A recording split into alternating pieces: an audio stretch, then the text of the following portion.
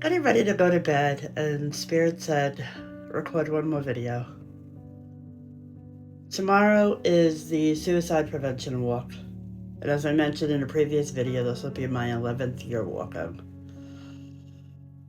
I struggle every year with this walk, and more so in the past 3 years.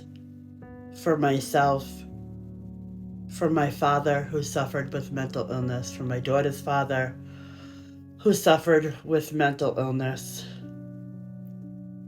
In recent years, I've lost 2 people that I personally know to suicide. A mother who I have to see tomorrow. Carol, I love you. I know I don't know you very well, but I know you may see this on Facebook, and I do love you with all my heart. I don't know how. I don't know how. Ariel, you were an angel. Jason, we know why. Erica, I'll never understand. I've lost so many people in my life. From October of 2022 to the end of 2024, I went to almost 30 funerals.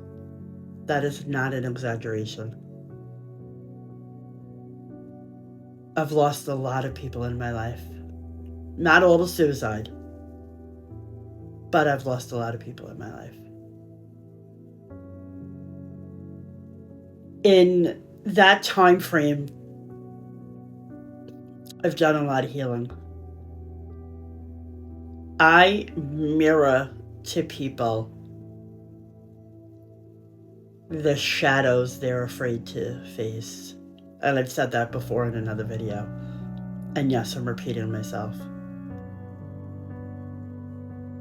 And because of that, I've lost a lot in my life of people that are still alive.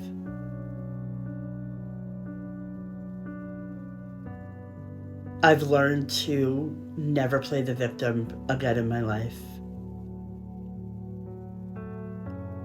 And I found myself this weekend almost beating myself up for things that I may not have caused directly, but because I replay in my brain incidents that happened, I find myself getting caught up in that victim mentality a little bit. And I think that's why Spirit was like, come on and make a video. I have in my possession apology letters to several people that I wrote after my very first session with Danielle. And I called my friend James the very next morning. And I said, I ate crow last night for the first time in my life, I think. I said, and I didn't like it. And he almost laughed at me. And I said what Danielle had taught me. Never play the victim, or you'll never survive as a psychic medium. If you said it, if you did it, own it. And I've learned to live by those words from that moment on. That was in February of this year. And I sat with that, and I continue to sit with that. And from reading this book in January, and from hearing those words from Danielle, has truly changed my life forever. And this book has taught you, and one of the agreements is to be impeccable with your words. Be impeccable with your words. And the gentleman who gave me this book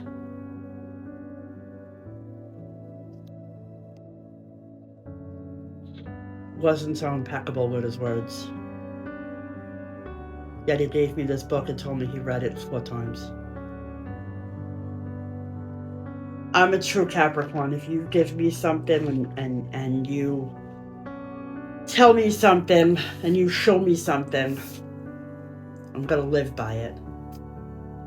And I'm gonna embody it. And that's actually something Danielle has brought to my attention several times. I put my whole chest into everything I do. My business that I've built, I've put my whole chest into it. My program that I've built, I've put my whole chest into it.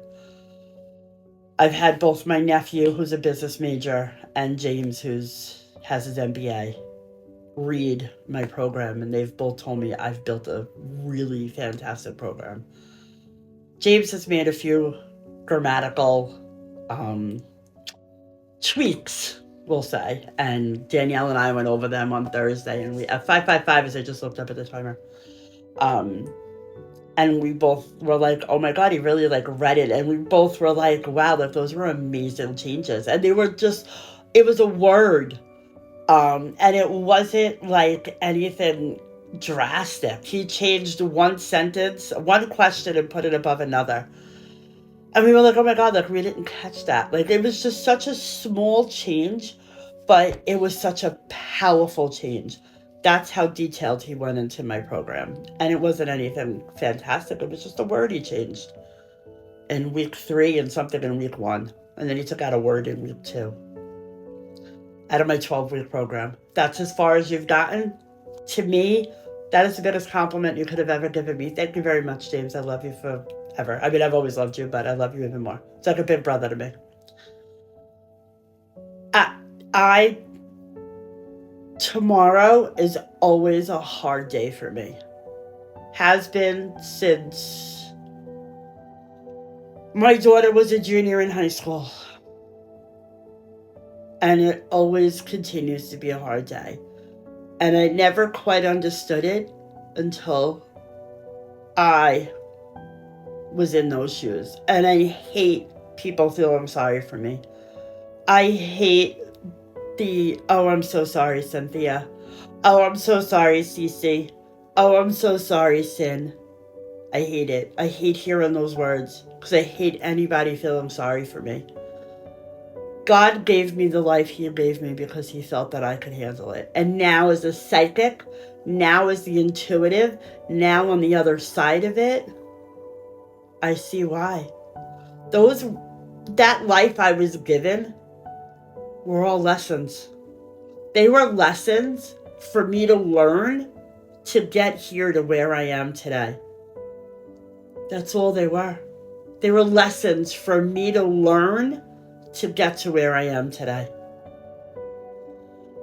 And I could only hope and pray that those lessons that I learned, I could bring it to my clients and teach and advise and mentor and could make me to the best psychic medium that I could ever be and intuitive.